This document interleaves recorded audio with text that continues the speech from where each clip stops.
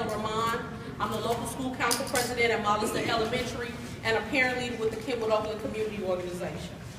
Today we stand in unity with 18 other cities who are doing similar actions and demanding sustainable community schools and to end the school privatization.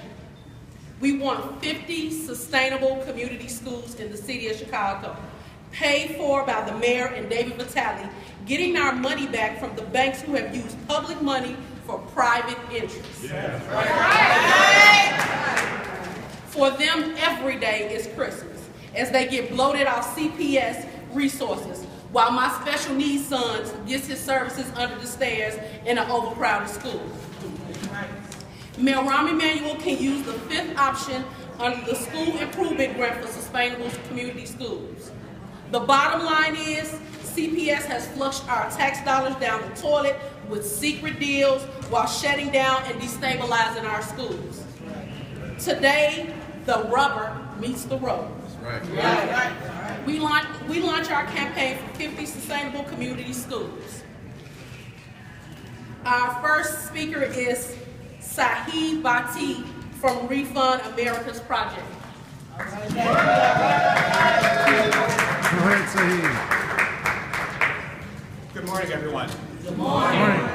My name is Saqib Bhatti. I'm the director of the Refund America Project at the Roosevelt Institute. That's S-A-Q-I-B, last name B-H-A-T-T-I.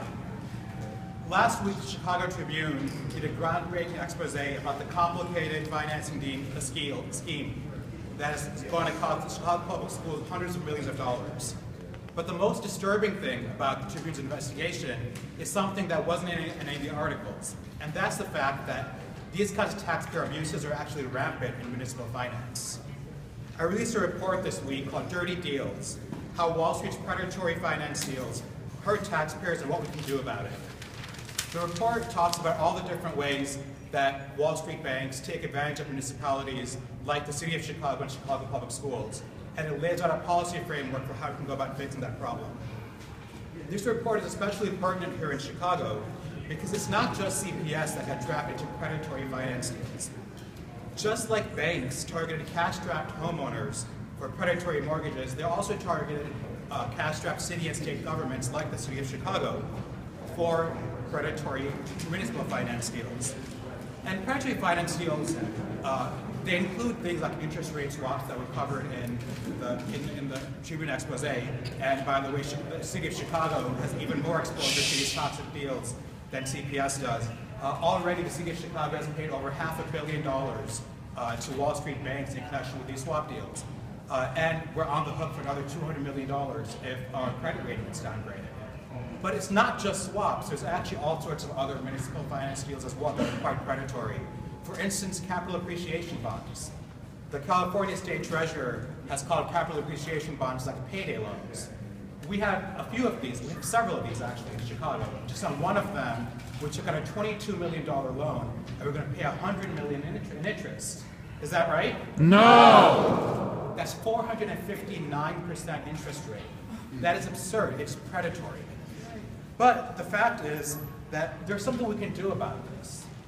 There are lots of options that we have at our disposal because these predatory municipal finance deals have a real human cost. They lead to things like school closings, they lead to layoffs, they lead to service reductions.